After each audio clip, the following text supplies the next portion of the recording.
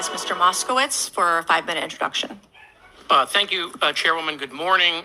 There is a document that will be entered into the congressional record today. Mr. Tim Burchett from Tennessee has this document, and we just distributed it to every member up here on the dais of this document.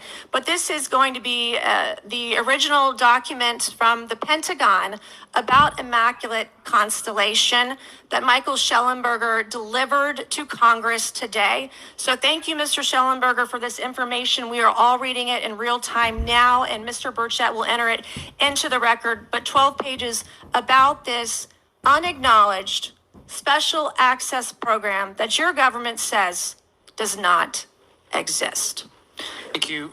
Thank you very much, Chairwoman. I want to thank the Chairwoman and the Chairman both for their continued support. The first section talks about the unacknowledged special access program called Immaculate Constellation, and the second section about USG imagery intelligence. And Representative Luna just told me if I say Immaculate Constellation, I'll be on some list, maybe a FISA warrant. So come at me, bro, I guess. But in a time of heightened distrust of our government institutions, I believe more transparency is not only needed, but is possible.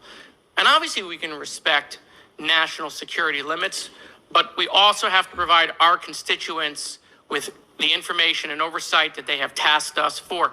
Has there been any, to your knowledge, any communication with a non-human life form?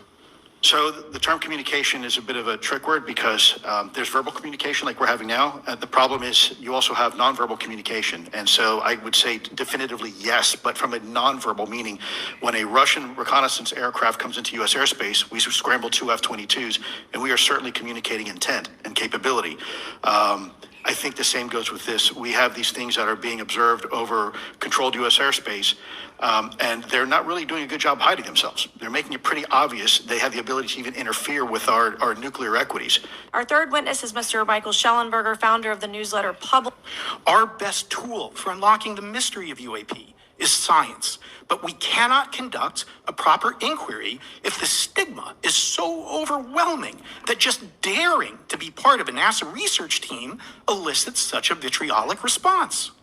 Therefore, one of the most important actions that can be taken relative to exposing the truth of UAP is to combat the stigma. And this is where I believe that NASA can be eminently helpful.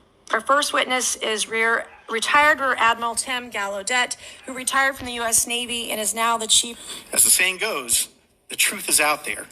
We just need to be bold enough and brave enough to face it.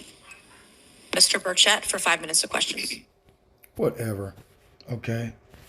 Let's put this in here. Project.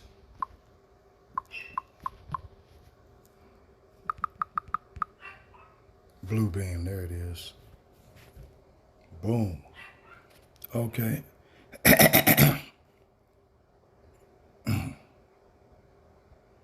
UFO invasion, whatever. Uniting the world with a hoax threat from outer space. What's that about? Wernher von Braun, in his deathbed in 1974, told a member of my team, Carol Rosen, that their plan is to create, eventually, an hoax, a threat from outer space, to try to unite the world, like Independence Day, the movie, in a sort of a military global junta of humans against aliens. It's all nonsense. It's BS. But it sells well. It sells movies, it sells tickets, it sells books. This is the Bluebeam, Project Bluebeam? Yeah, that related to that. And I've met with many men who've been on operationally, like literally have been operational on those programs. It went from really clunky stuff, like the Betty and Barney Hill abduction. People think that was alien. It wasn't. It was us. Late 50s, early 60s. And I think President Obama's actually working on a documentary about that. And it was an interracial couple, a very interesting story. Wernher von Braun in his deathbed in 19... So, you know, these devils, they got it all set up, man. You know, this is what they got to do. They got to try to get ahead of the narrative of Yahweh Shah coming to kick their ass. You know, because these crackers are scared to death. They can't control it. Shalom. that their plan. Nothing can blow up an internet forum quite like a good old-fashioned New World Order conspiracy theory, and Project Bluebeam is no exception. An idea lifted almost word for word from a novel written by Gene Roddenberry, Project Bluebeam first achieved conspiracy theory status in 1994 via a book written by Serge Monast. In this book, Monast describes a complex collaboration between NASA and the UN to unite the entire world under a new false religion. But how? Well, as far as we've been able to ascertain, the theory is largely based around these two evil organizations working alongside the Antichrist and using unspecified advanced technology to project a falsified production of the second coming of Christ into the sky. This projection would apparently cause everyone in the world to abandon their beliefs and fall into line under the same New World Order religion. Although this is an idea that is so insane it was initially rejected as an idea for an episode of Star Trek, proponents of Monast's book claim to have found references that predicted the recent COVID-19 outbreak, and so sadly support for Project Bluebeam is once again on the rise. Nothing can blow up an internet forum quite. There is this very mysterious conspiracy called Project Bluebeam. It's this idea that someday someone will fake a supernatural event. But the reason why they would do this is to cover up the second coming of Jesus. See, in this theory, everything would lead up to the creation of a one-world religion. People will worship this beast that can perform signs and miracles. But as the nations willingly give themselves over to this beast, ultimately, it will lead them on a quest for self-destruction.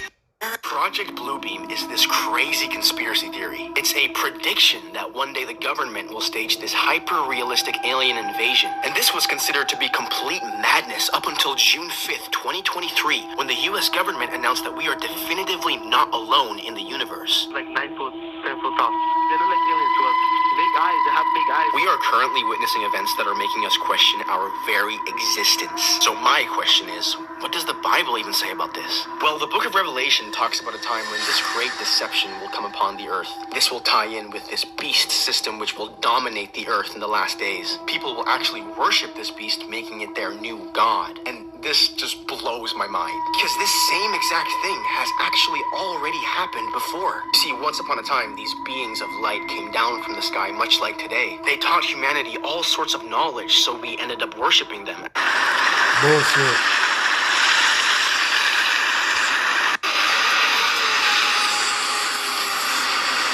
This is the truth right here.